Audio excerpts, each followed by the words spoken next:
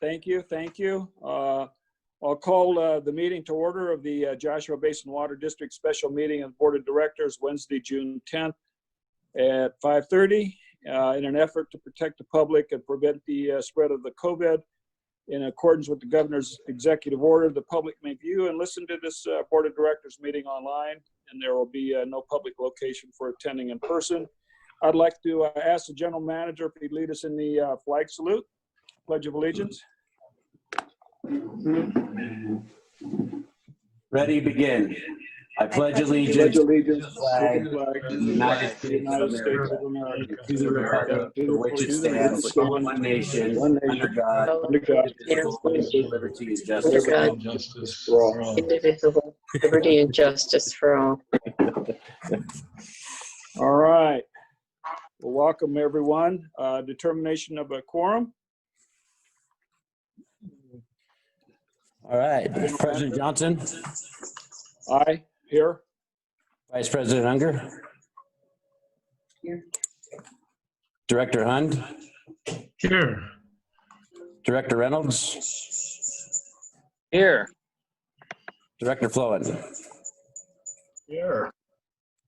All right. Good to see everyone. Hopefully everybody's well. I'll entertain a motion to approve the agenda. So moved. So moved. All right. I have a second on that. I guess we'll call that Reynolds and Hund. Yep. Do we need a roll call on this? Yes, sir. President Johnson. Aye. Vice President Unger. Aye. Director Hund. Aye. Director Reynolds. Aye. Director Flowen. Aye.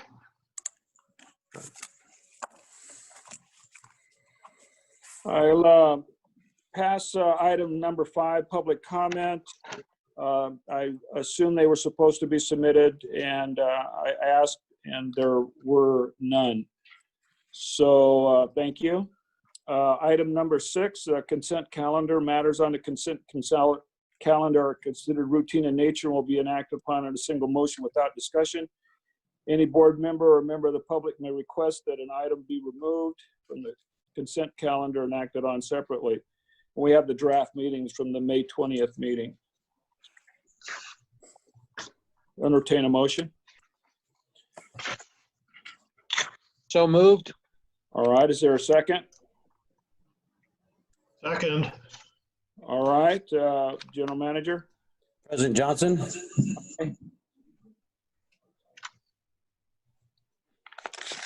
Vice President Unger.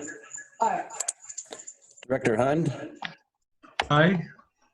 Director Reynolds. Aye. And Director Flowen. Aye. All right, thank you very much. Item number 7, special districts election of regular special district to LAFCO. And the recommendation is that the Board of Directors support Kimberly Cox to continue to represent the Joshua Basin Water District and Board of Directors on LAFCO.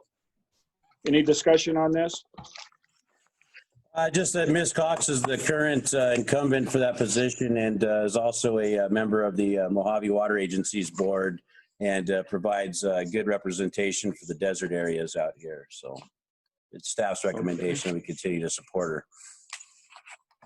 I think Director Reynolds had a comment. I did. Just a question concerning our membership with the special districts. I just wanted to confirm if we are up to date on our membership with the special districts. We might have to look into that. Can I answer that? Sure.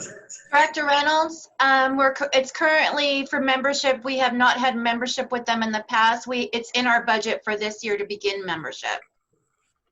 Okay.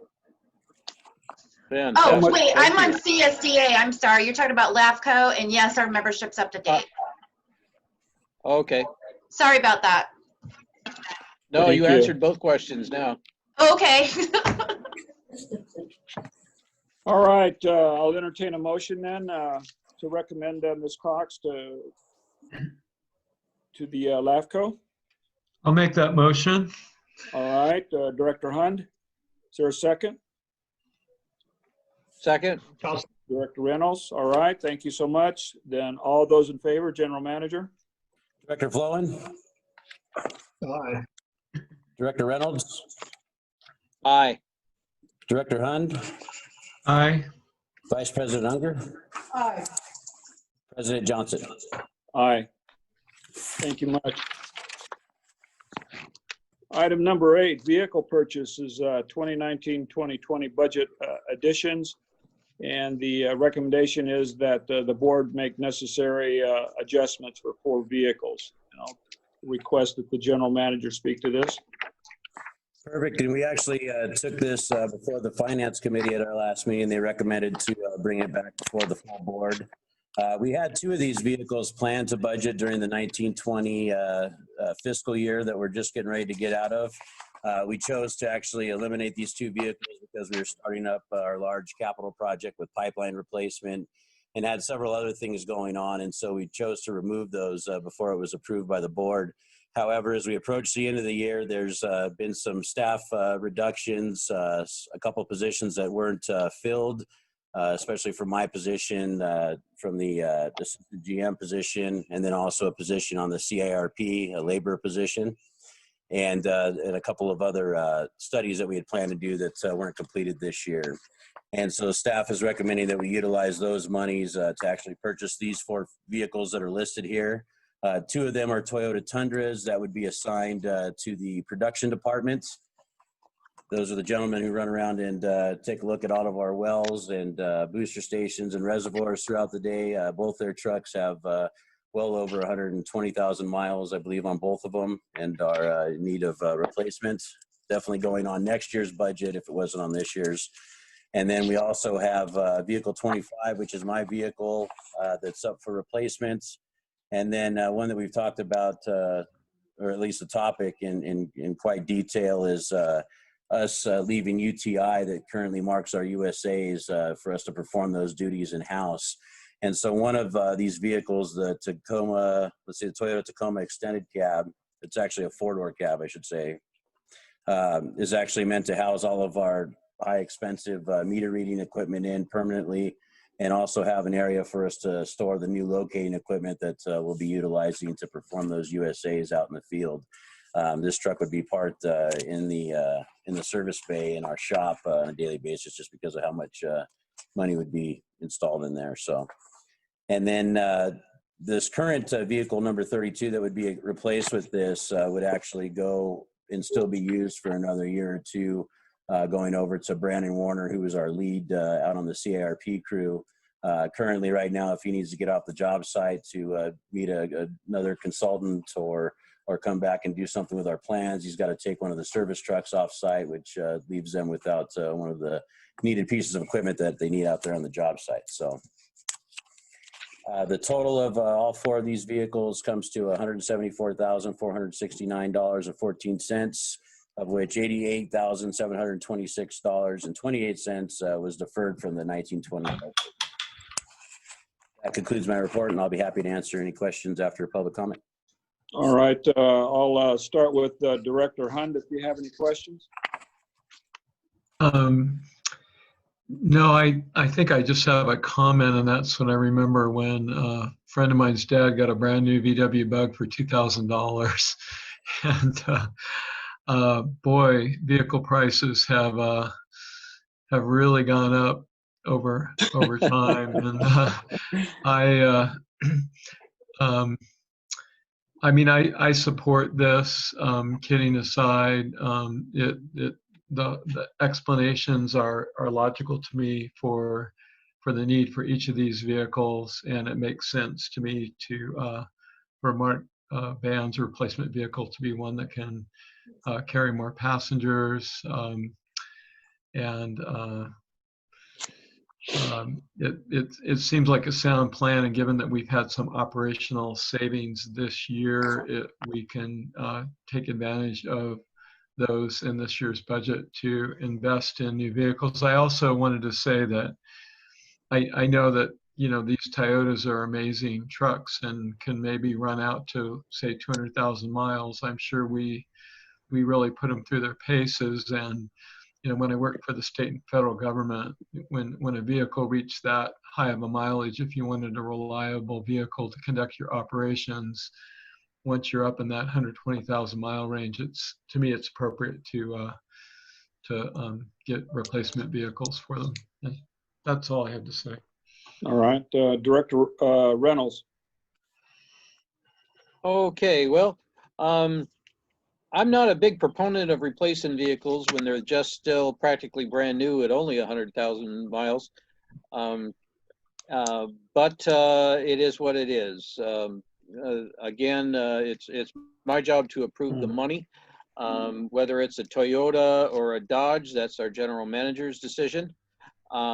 I would personally rather see a domestic vehicle purchased, put on our fleet, as compared to a non-domestic. But yes, I've heard the propaganda that they are made in America or assembled in America. But that's my opinion. I'm still going to support the decision. I'd rather see us carry the vehicles out to a longer miles. My personal fleet, they're all in the 202 to 350,000 mile range, and so we spend the money on maintenance and repair versus replacement, and we keep track of that too. But the expense of purchasing a new vehicle versus taking care of one, I would rather see the vehicles stretch out a little bit more on miles. That's all. Duly noted. Director Floyd. I would assume too that these the miles on these vehicles are hard miles because of the roads that we use, and I was just kind of curious too about what year the vehicles that are to be replaced, that's 25, 28, 29, and I'm wondering how old they are actually. 25, the one that I'm currently driving right now is 2006. The other two Tundras out back are 2012. And I believe vehicle 35 is a 2016, but that one's still going to be in the fleet, as I had mentioned. So this $175,000 for these vehicles, this you could sort of amateurize that out quite a few years too, and get an idea of what it is per year to have these vehicles. And it's when I do that, it's a little less painful spending this kind of money. I was also curious about if any of them or all of them will have a towing capacity. My concern is, and one of the reasons I'm motivated to support this is that we're not delivering popsicles at the elementary school. We're delivering life-giving water to people, and we're subject to emergencies, significant ones. We have more employees now than we used to have in the field. And I think it's really compelling to have very reliable vehicles out there, because our business is to provide a life-giving service to this community. So, that's a little bit of a speech, but this is a lot of money, so it's worthy of a speech from old Tom. I support this. I like it. I'm satisfied. Thank you. Vice President Unger. You have to share Yeah.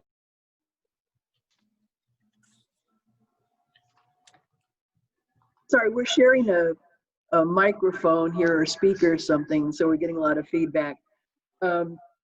We went through this pretty exhaustively at the Finance Committee meeting last week. Some of the questions you other guys were asking, I had asked too. And I think, Mark, we can auction off some of those trucks, right?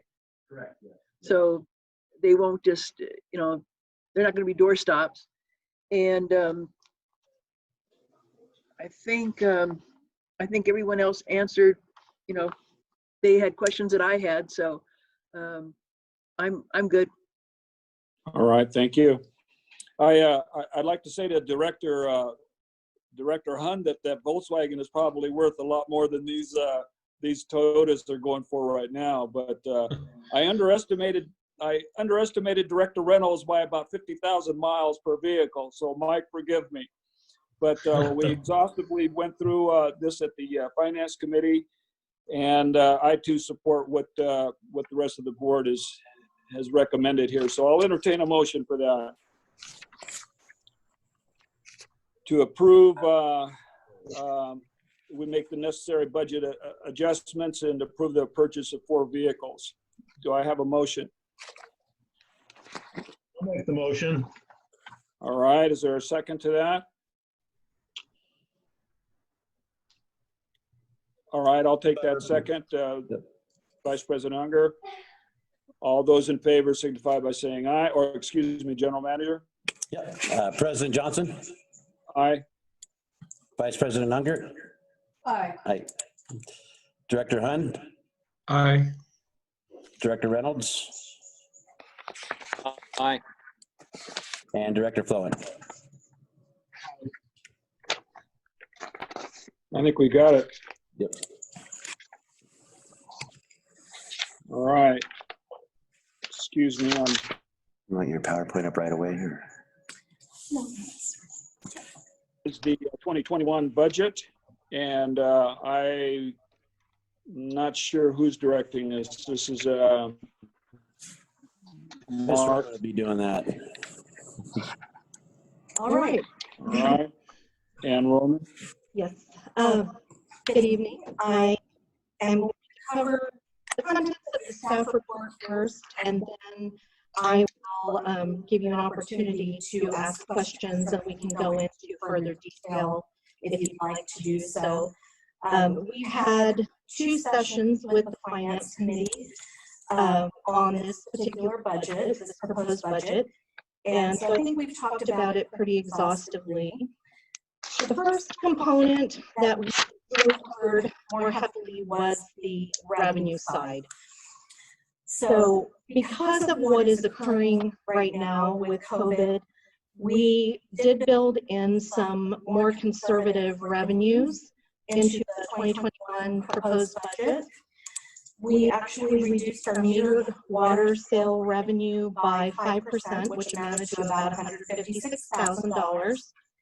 And that was to account for potential water use decreases. And as of yet, we're not quite seeing that data supporting that. So that might be good news. However, we don't know yet. We don't have enough information at this point to ensure that that won't be the case. Standby revenues were also reduced by 10%, which was approximately $114,000, to offset a potential cash flow deficiency that we might expect due to non-payment of property tax bills. We also discussed in our first Finance Committee meeting the vacancy of 3 staff positions for the 2021 budget at a savings of approximately $464,000 in salary and benefits. So moving on into the detail of our 6-3 Finance Committee meeting, we focused a little bit more on the details, actually quite a bit on the capital details, which is really the non-routine portion of the budget. But as an overview here, I will say that this rate study for 2021 includes a $629,000 reserve drawdown that was intentional. We have proposed a 2021 operating budget that results in a drawdown of $591,769, and that's after funding $1 million of the $1.977 million in capital activity costs that are included. The 2021 proposed budget also includes $500,000 for water recharge, which is approximately 775 acre feet. And that, if we're comparing from the 1920 budget to the 2021 budget, that is something that in 1920 did not exist because we accelerated that recharge back into 1819. Another large cost in the both actually the 1920 and the 2021 budget is the meter replacement program, which is something that's built into the rate study. This program, we are noticing that costs are accumulating more slowly than they were budgeted.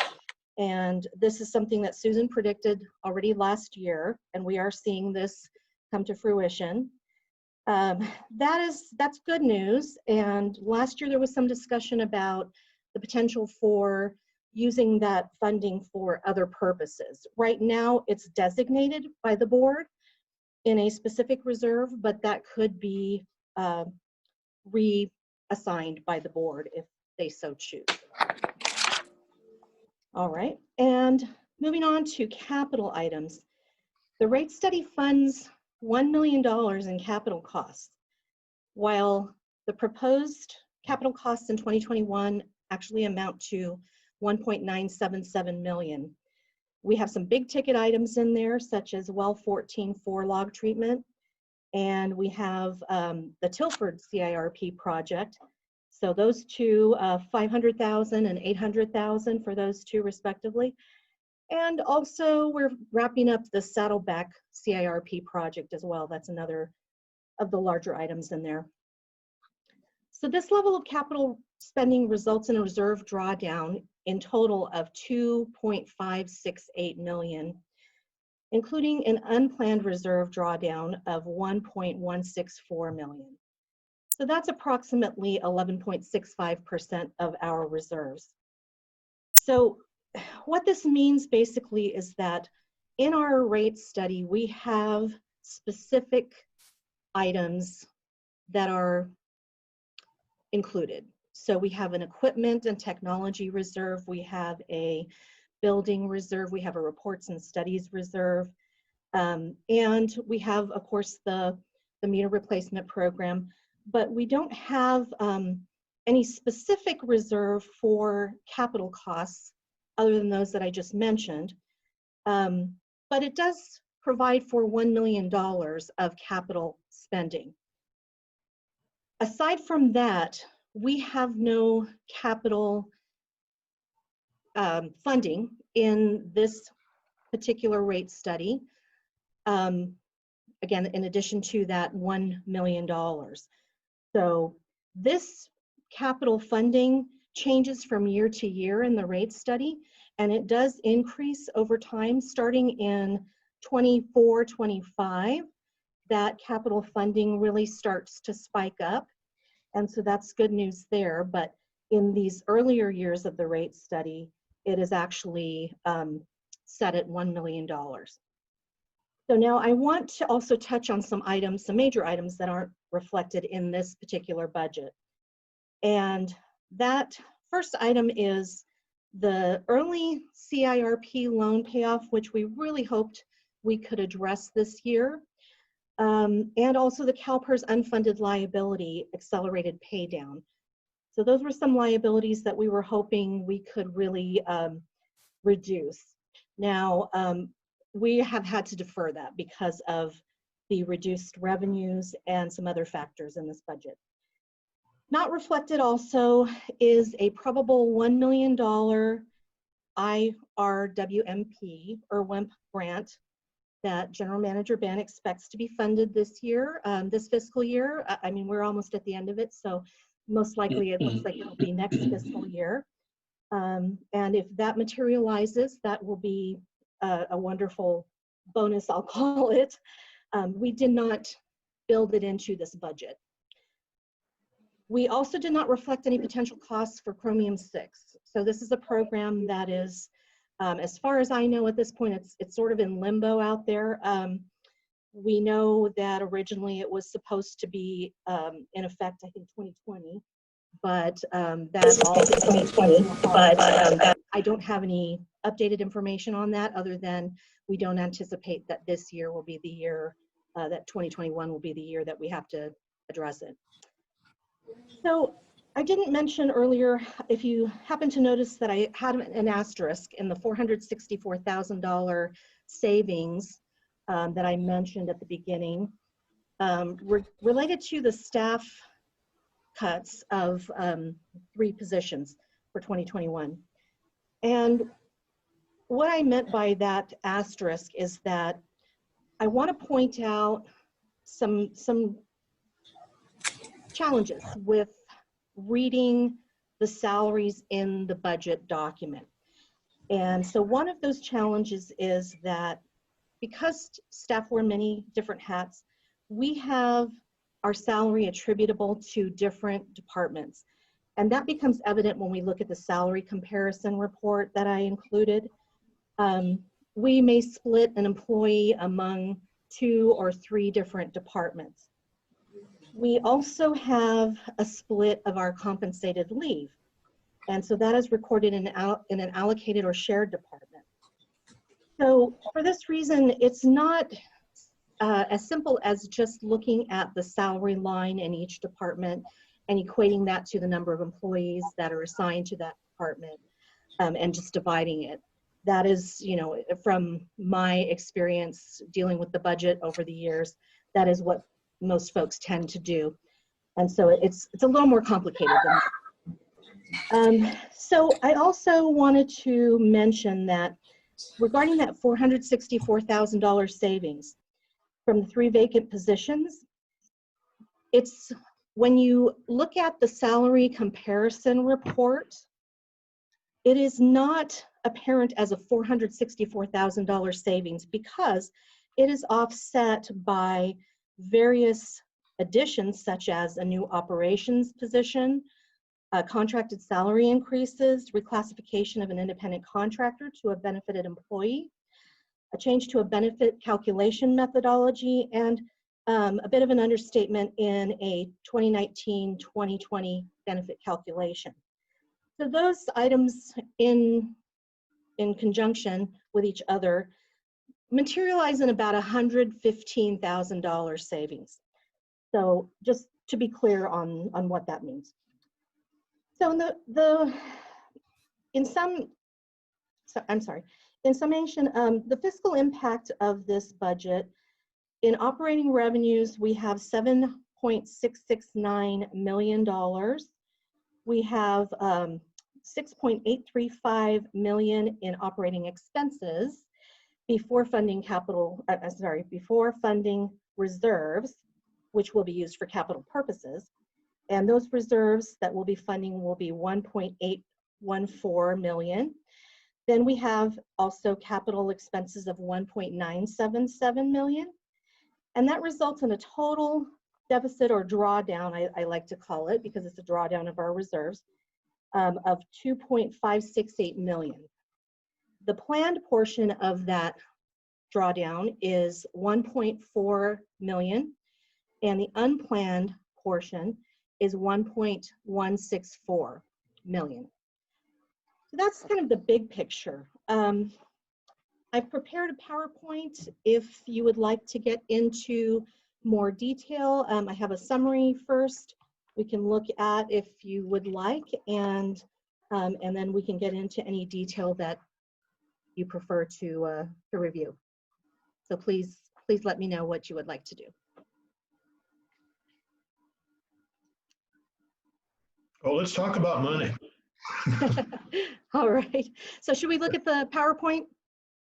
Yes. Okay. Yes. All right, great. So can you see it? Mark has that up on the screen, I think. Hopefully everyone can see it. Okay. So in the first slide, we have a summary starting with the operating budget. So the operating budget is really what generates the revenues that we have, not only to cover our operating expenses, but also any net revenues that would cover our capital expenses. And so to start here, we have the operating revenues section, the top section. We have operating revenues of $7.669 million. We have a summary of our departments listed below under the operating expenses section. And that total is $6.835 million. We have then, before we fund, then we have to fund the operating reserves. And so we set aside $1.84 million, and that goes into the reserve funds. So that goes into the meter replacement. It goes into the equipment and technology, the building and studies and reports reserves. And so once we fund those reserves and we also utilize a portion of those reserves to fund the meter replacement program, which is the 3.89 million. I'm sorry, I apologize.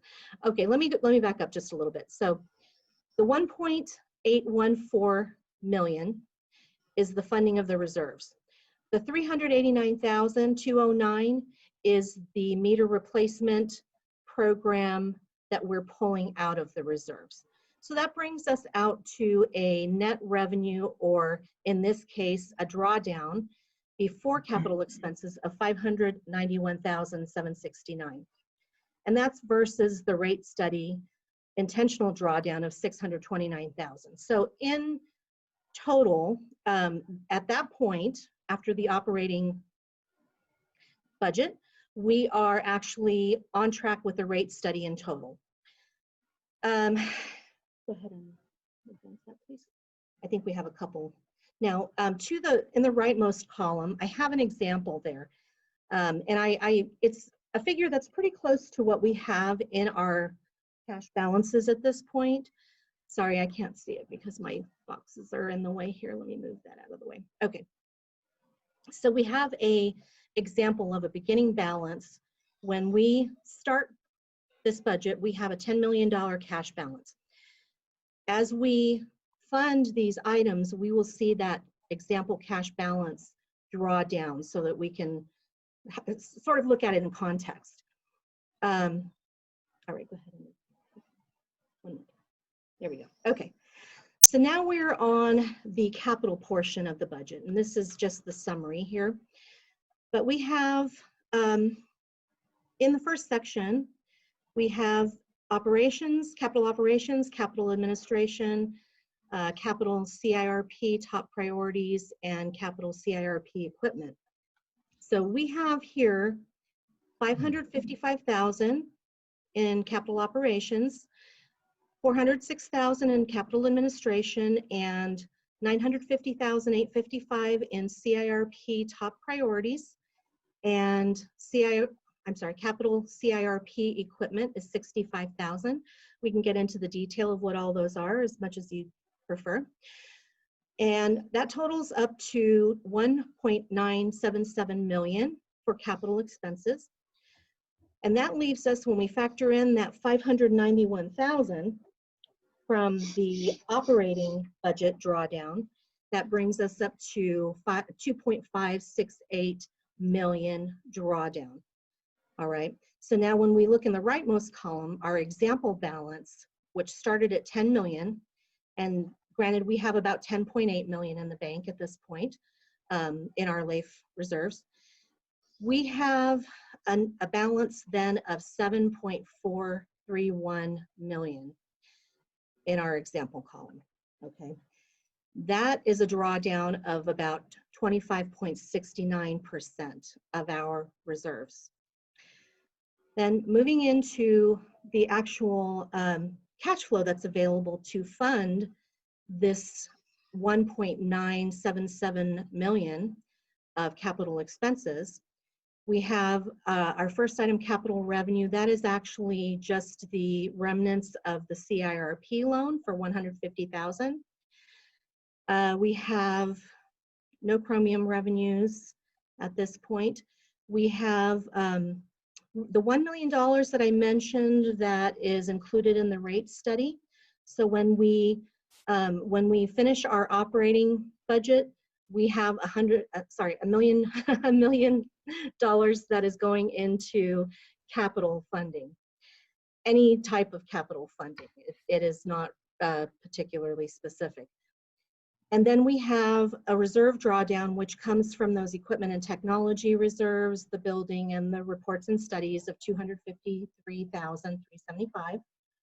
And that totals a cash flow available from reserves of 1.4 million, and an unplanned portion of the drawdown that is 1.164 million. So if you look at just the unplanned reserve drawdown or reduction, that is 11.65% of our reserves. Okay. So now we have, if you care to go into it, we have our capital detail. I can cover these briefly if you'd like. I assume you've all had a chance to look at them, and you can bring up any questions that you may have about the specific items, but you can see here are a couple of the large ones. You have the $500,000 well 14-4 log treatment. We have under capital administration, we have some miscellaneous items. Probably the largest, yeah, it looks like the largest two are the restructure, remodel of the customer service lobby area, which the Finance Committee recommended that we combine a few different components of that project into one, and also increase that to 100,000. So I just wanted to point out that I did do that, and that was a change since what the Finance Committee last saw. We also have another large item here that is the Urban Water Management Plan. That's sitting at 95,000, so that's a big one. And another one that I would like to point out personally, that is the $60,375 for Cassell, which is a replacement, or would be a replacement for Encode. And that is part of a two-phase project that would total 138,000. We would not complete the second phase until the subsequent fiscal year. So that is why only this portion is in here. However, it is something to keep in mind because once we've completed the first phase, there's really no going back on that. All right. So any questions on that page? I got a quick one. Okay. I got a quick one for you, Ann. Can you tell us a little bit about Cassell and your decision to switch softwares? I know you've had all kinds of issues with Encode over time, but can you just give us a little idea how Sure. how you did your? Well, yes, I can. Cassell is at this point we haven't settled on this particular product, but it is most likely, when we look at other options, this is going to be the most affordable for us. And it is a product that High Desert Water District recently adopted. We have seen a preview of the product, but we haven't seen what they like to do is come on site and actually do a multi-day demo, and we have not seen that yet. So, you know, it's not written in stone by any means, but it looks like a promising product at this point. We have been using Encode, Tyler Technologies Encode, since 2008 or 9, I believe. And it has become, well, it has been actually quite problematic for us. I did an analysis at one point, and I don't remember all the figures off the top of my head, but I did an analysis of all the case incident tickets that we have had to submit to the company for issues. And for those alone, the calculation that I had done was that it was costing us, over a period of about 7 years, it cost us about $100,000 just in time. And that is based on documented tickets, not even things that go without raising or escalating to the company. So we've had quite a lot of difficulty with it. And so they're also very flexible. The company is very flexible, allowing us to implement it over 2 fiscal years. We would likely, well, we would always do the financial implementation first, but we would do that at the end of 2021. And then at the beginning of 2021-22, sorry, we would then do the utility billing component of the implementation. And that's the way those migrations usually work, but they're very flexible about not normally they do ask for payment up front, and they're not requiring that in this case. Did you have any other specific questions about it, or is that No, sufficient? that was helpful. Thank you. Okay, good, good. All right, any other questions on this particular slide? Okay, let's move on. All right, so then we have our Program 80 CIRP top priorities. And here we can see, again, we have the Tilford Way pipeline at 800,000. We also have the remainder of the Saddleback CIRP project at 150,855 for a total of 950,855. Then we have Program 81, which is our CIRP equipment, and that includes a tack pot and a water buffalo. And if you have any detailed questions about those, I think Mark can answer those. So in total, we have capital activity of 1.977 million and a resulting drawdown before we use reserves of 2.568 million. Any questions on that slide? Okay. All right. So let's see. Now we have how we're going to fund, or how we would fund these capital expenses. And so we have cash flow that we're bringing in from either loans or reserves. And so that first item for 150,855 is from the CIRP loan. That's the remainder of the loan, other than a small little bit left over after that. We have also the reserves that we're pulling out of the building reserve, 68,000. We have the equipment and technology reserve there that we would be pulling out 135,000, and studies and reports, 50,000. And then the remainder of that, let's see, we have the $1 million that is being set aside from the operating budget in the rate study. And the remainder of that is the 1.164634 that we would have to draw down from general reserves or from our capital reserve. So I know this is the part that gets really confusing, I think, because we're bringing in cash flow with expenses. And so I'm happy to answer any questions that you may have about this particular slide. Anything? Okay. Let's see. I think is that the last one? Yeah, okay. So that is the summary. This is the higher level overview. I did not prepare a slide for the detailed operating accounts. Those are the routine accounts. If you have any particular questions about what you saw in your packet, or if you would like to bring those up, I have the document itself prepared, and we can bring that up if need be. Or if you'd like to just reference anything in your packet that you'd like to discuss in more detail, I'd be happy to do that. I have some things. Okay. Alrighty. Bob, may I? President Johnson, can I speak?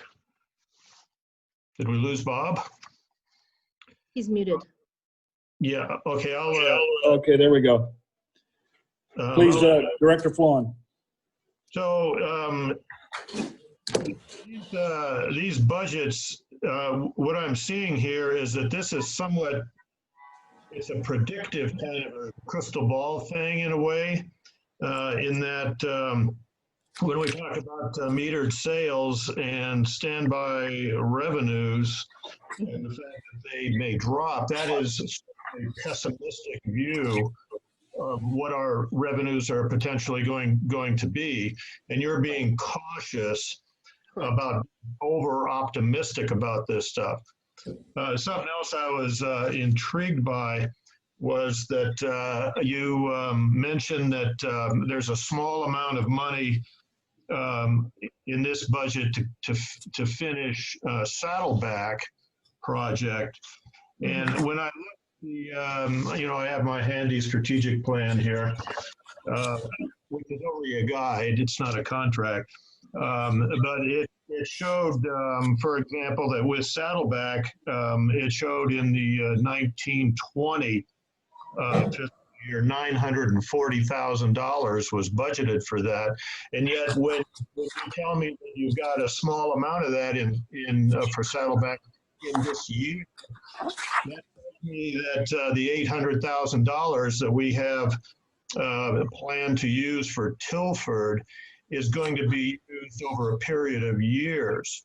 It's not going to be used all in this one fiscal year because the general manager said at one of the preceding meetings, there's been so many I lose track, that it's going to take several years, a few years, I forgot his exact words, to lay 50,000 feet of pipe in the Tilford area. We've already laid 3,000 on an emergency basis. So it's generally going to be that much. So what I'm seeing is that we're being cautionary in this budget, and I was initially alarmed about the drawdown as you phrase it. But when I first started doing this, one of the first things I said as a director was that reserves are another way of saying saving up for stuff. And when it gets time to accomplish whatever you're saving up for, you take the money, you use it. However, I did hear some concern about replenishment issues as time goes by. But that we have to just simply attend to that as it presents itself, because this is a predictive, rough budget. That's why I'm not getting too nervous about any of this. Part two, this is a discussion, it says in this thing. So I want to mention something from last night, where the question that last night was the advisory group's meeting last night, which I attended teleconference-wise. And when the discussion of reserves came up, which you've mentioned several times here this evening, the question was possibly rhetorically asked, where's the money? And then accompanying that, I believe there was something said about an account number or some such thing. So I'm going to do a little narrative here about this, and correct me when I'm wrong, but our money is in these reserves is not separated into groups with separate account numbers as such. Our money, a budget simply says how our group or how our pile of money can be allocated in a given year. And we do not have $10 million in the U.S. bank in the next town. That money is invested. And if somebody gets suspicious about who's handling these investments, and wouldn't I like to have that job kind of a thing, they are in, as you mentioned, LAFE, which is the Local Agency Investment Fund, is what that is. That is an entity of the state of California that is administered by the Secretary of the Treasury. And it isn't simply her option to invest these funds either. There are specific laws about where this money can be invested, so that our risk is at an absolute minimum, while at the same time we are extremely liquid. We can draw money from LAFE rather rapidly, even though we do have a fairly substantial amount of pocket money, you might say, at Alberta, I believe U.S. Bank is where it is. And also, when I've said this is predictive, I'm not implying that you make this up. What I would also want to mention is there's something called the Government Accounting Standards Board. And they set up rules about how everything is accounted and how it's placed, and revenues and cash flow, and a myriad of extremely technical things that are sometimes impossible for us to understand. That happened last year, as I recall. So we're doing this by the book, and we're doing it by the rules, and the money has not disappeared anywhere. It is all carefully accounted for. Susan frequently mentions about the pain that she goes through having the auditors in our business for so much of the year. Even some on-site stuff, even some inquiries about any possible criminal activity. They delve into that somewhat. They asked me about that one time years ago. They picked somebody and asked them about it. So I just wanted to mention this kind of stuff, that all of this is very responsibly handled. I'm just bedazzled, and I'm not even pretending to understand all of this stuff. Don't get me wrong on that, but I do have a tremendous amount of admiration for you, and especially Susan, and also with Susan, it's the relish that she has in trying to explain this stuff to me. I appreciate all of that very much. Thank you, President Johnson. If I could, All right, I'll I'll just sort of, if I may, Director Hund? Director Reynolds? Well, Vice President Unger and I have been in the Finance Committee There we meeting. go. Okay, somebody's up? Yeah, you called my name. It took me a minute to hit the mute button. I apologize. Okay. I just, going over the budget, it's a regular ordeal that we're all pretty used to.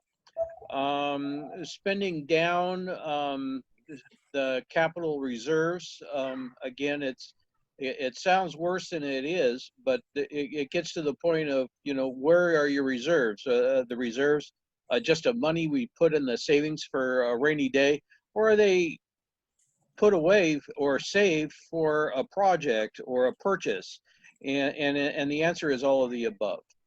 I only had one question, and that was, Ann, you had mentioned in the very beginning of your presentation about a grant. And I was not unfamiliar with that grant. If I heard you right, you said it was about $1 million grant. Correct. I don't have many details. Mark can elaborate on that a little bit, I believe. Sure. So we applied for another grant through Prop 1 as part of our integrated regional water management team with Mojave, and we've actually got, I think, $7 million is set aside for the Mojave area, and so we're looking at about $1 million from that for our Saddleback project. So once that goes through, which there shouldn't be any issues with, that'll be a huge help in this budget, obviously. So. Okay, thank you. Yeah, $1 million make me holler. That's always a good number to receive. Especially grants are way more fun than loans. Right. That concludes my comment and questions. All right, thank you. The thing that both you and Director Sloan commented on, I think, is the repetitiveness of some of these expenditures. And so when we look at well 14 and the 4 log that we have to do, our front remodel, we've got a couple reports like the Urban Water Management Plan and our resiliency plan that are both required by the state. And so when you add all those up, it takes a big chunk of what's actually recorded here. So that are kind of one-off projects, if you will, not occurring every year. Hopefully, anyway. Director yes, and if I can Hunt. just add regarding the grant, we certainly expect to receive that, but we would not want to count on that. We want to take the worst case scenario. Thank you. Director Hund, any comments? No, I have no further comments. Thank you. All right, Vice President Unger?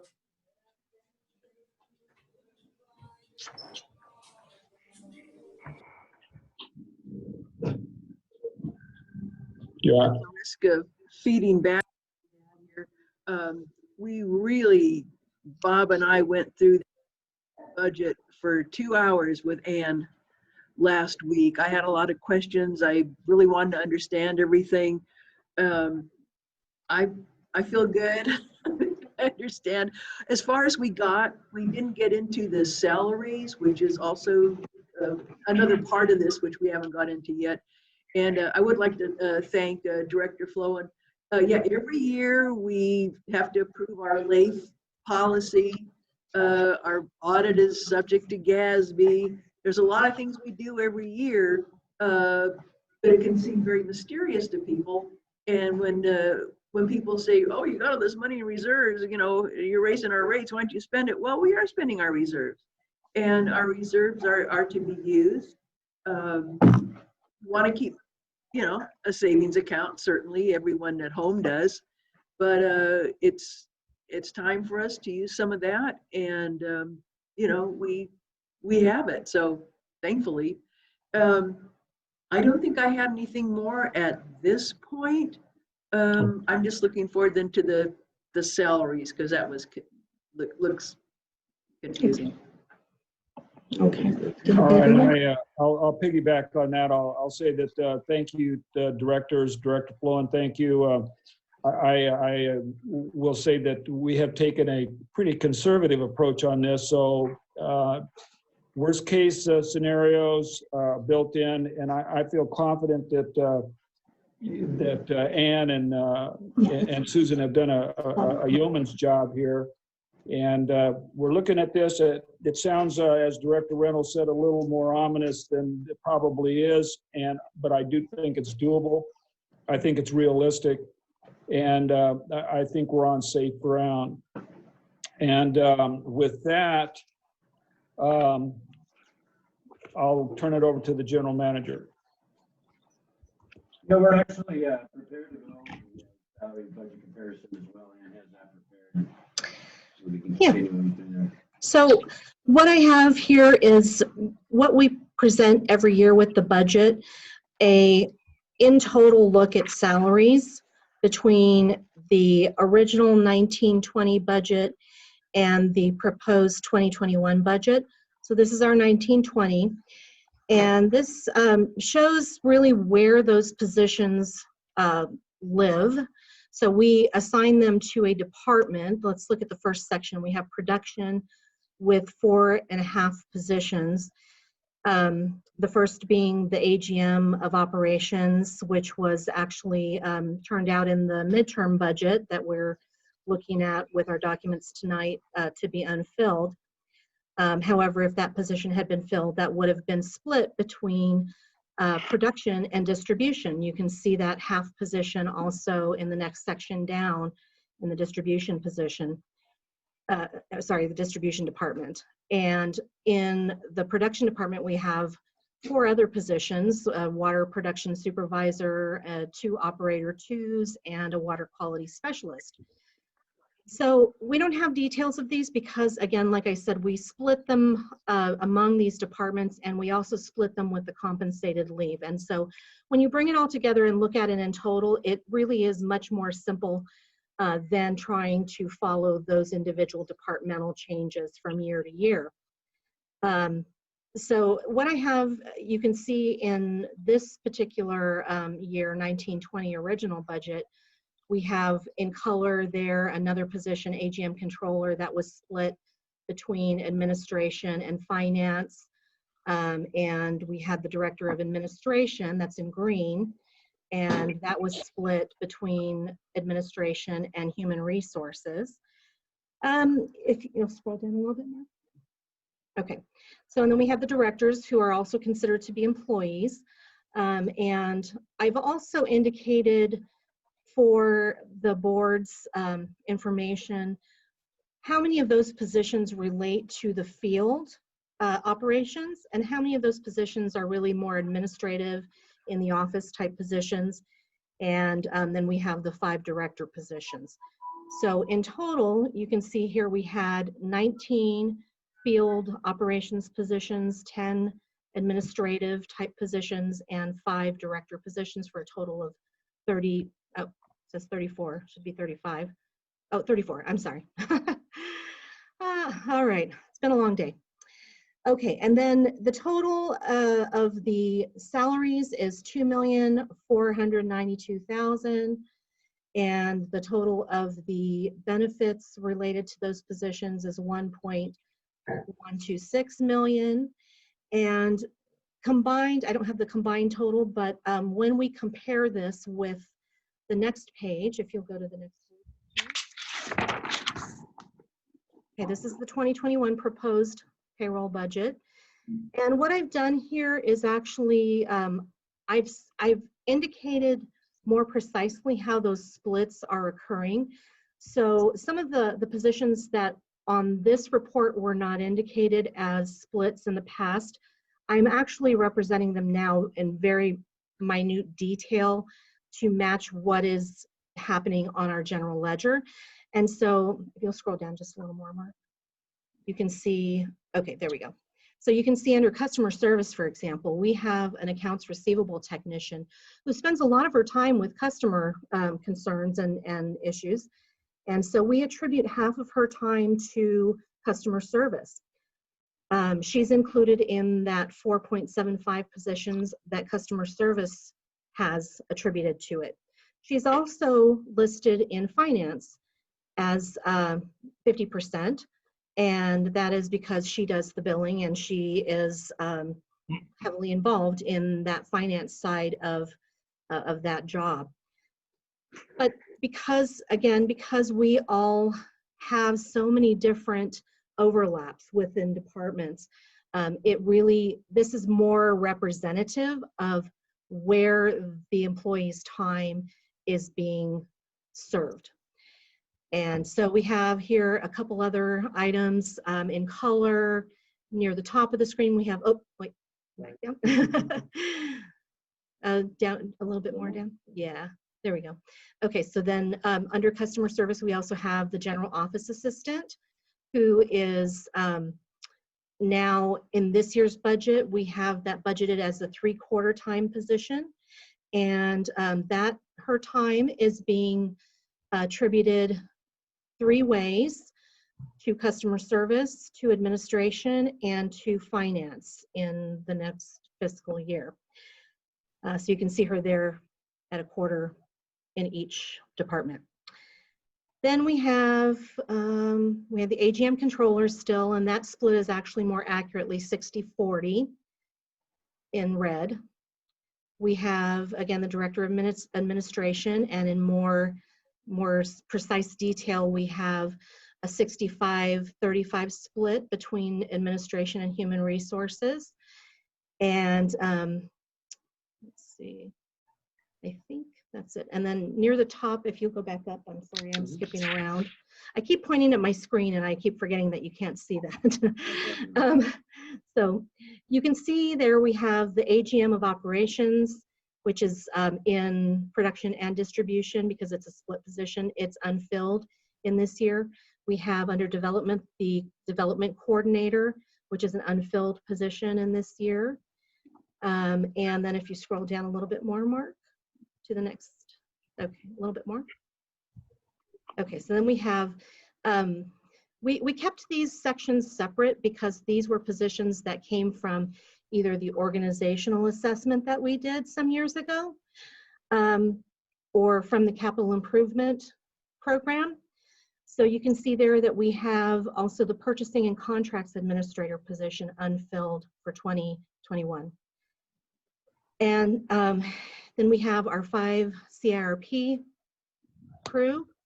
And the total there for 2021 proposed budget is 18.25 field operations positions, 9.5 administrative staff positions, and 5 director positions, and the total is 32.75. Now, in our actual money here, we have a salary total of 2.416 million and a benefits total of 1.088 million. And that actually, if you compare the 2 pages, I don't have them side by side because it was too tiny to read, but if you compare the 2 totals of salary and benefits from the 1920 original budget and the 2021 proposed budget, there is approximately a $115,000 savings in as of the 2021 budget. So any questions on those?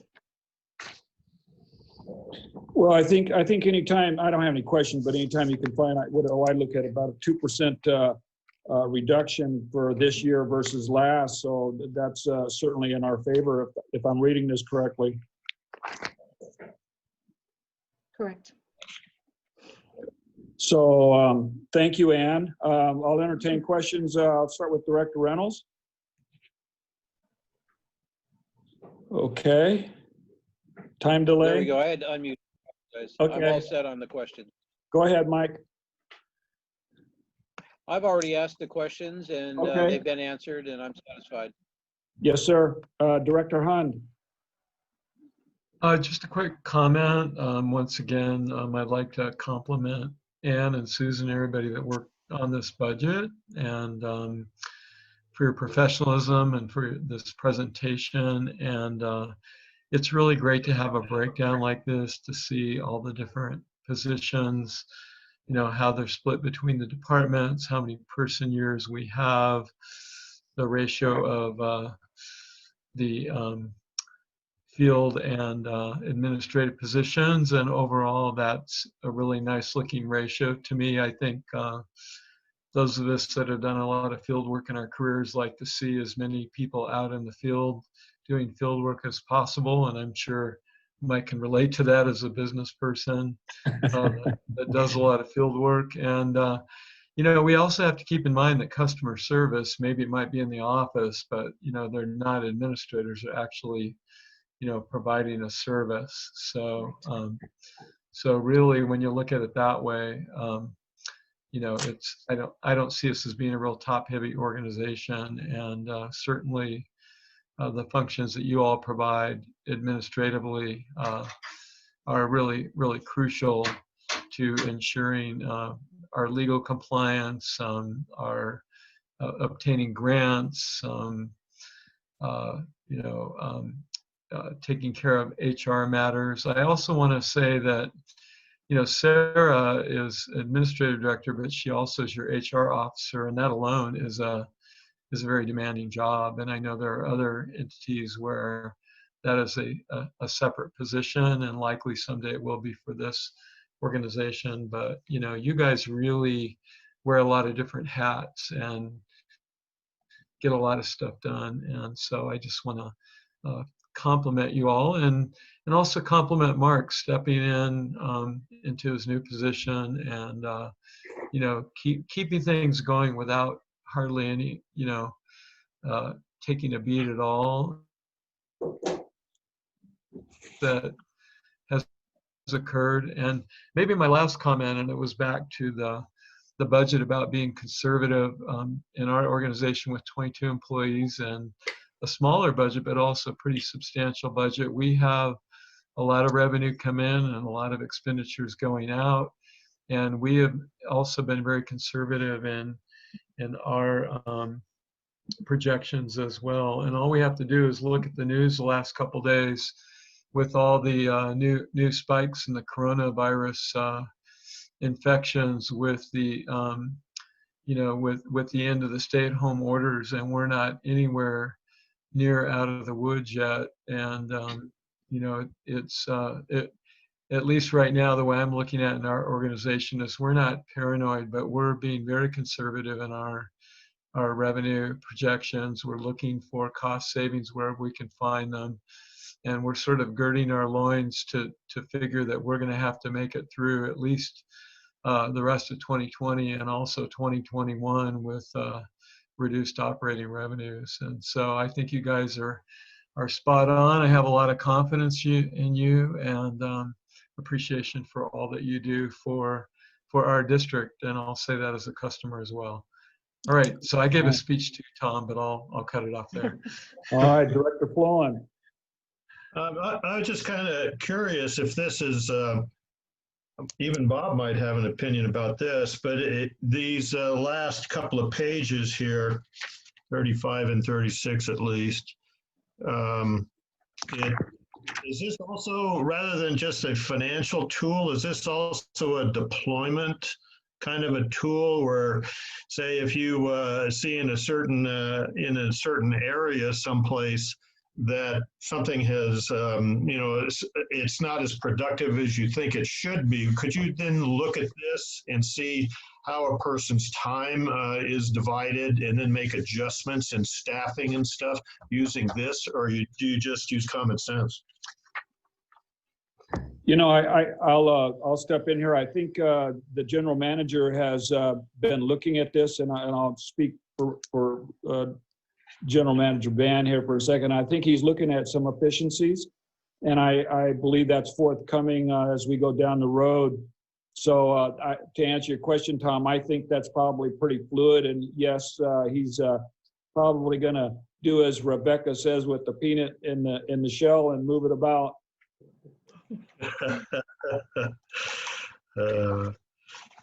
I think that's all from me. Thank you. Yes, sir.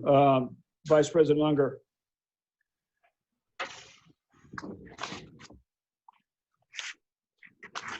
Yeah, I really got a chance to go over this very intensely with Ann. I mean, we went line by line last week, and I was out bobbing Bob. That. And in fact, we didn't go line by line tonight, but there was one it's because it's funny. There was on program 53, office allocated departments, and it was a different, expenditures. And there was an office supplies said $43,000. And I said, oh, that's a lot of paper clips. So I feel I really understand very well, and especially in these times, what we're doing. And it's a very lean budget. I think it's a very realistic budget. It's a lot of people wearing a lot of hats. And I think it's a responsible budget. And I think it's a very defensible budget to our ratepayers. And there's nothing extravagant in this at all. We're holding our own. And we're still doing our projects that we had planned on. We're still, bringing people water. Bringing water to the desert, it's an expensive thing. And I think we might benefit a little bit by the new time of use with electricity, but I don't know. Everything's kind of crazy right now. Everything's up in the air. And there is something about a Chromium 6. It was in the Aqua newsletter from May. And I guess the State Board of Water Control Resources, they had a virtual workshop on Chromium 6 and kind of all of the problems with trying to assess an economic feasibility. And so I think that Chrome 6 thing is off the table for a while. I mean, if they bring it back, it's going to look really different. And they might just say, never mind, because there was so much pushback on that. But other things that kind of affect us, I happen to see that the State Water Board wants monthly reporting in stone now. What everybody did during the drought, having to do those comparisons of, pumping and all that, starting October 1st, it's the state wants to see it every month. And, they want to know where the water is. So we're a well-run district. We're not doing anything funny or hinky. And as long as we can keep ourselves looking well-run and being able to afford everything that we need to do, I think we can weather quite a lot here. And thank you guys so much. I speechified a little bit too, but I'm good with the budget. Thank you so much. Yeah, and I'll send my compliments to the staff. Thank you, Ann, Susan, Mark. Great job. We've gone through this in great detail, I think, and it's been, dispersed to us in a palatable fashion. So thank you very much. With all that being said, I'll entertain a motion that the Board of Directors approve the 2021 and midterm 1920 budget. I don't know, do we need a motion on this, Mark, or where are we? Yeah. Yes? Yes, sir. All right, with that, then I'll entertain a motion. I move we approve it. All right, is there a second?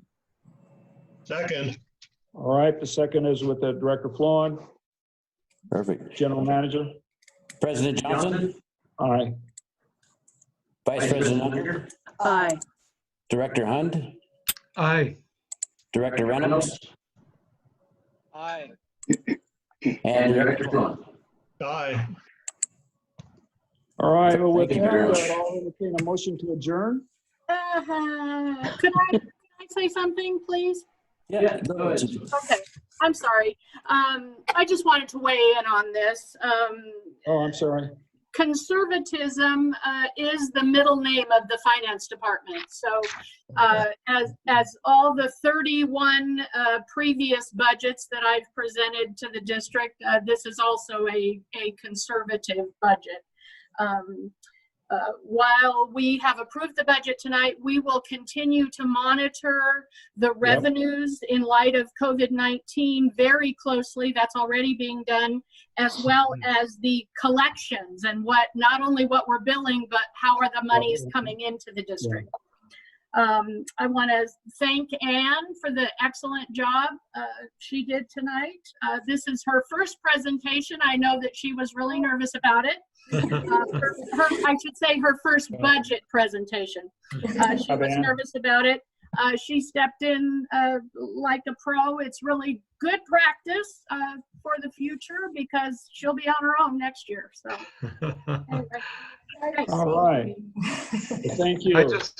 I just wanted to say real quickly, I knew exactly what was up tonight, that succession was in progress, and I could tell Anne was a little nervous, but she did a great job, and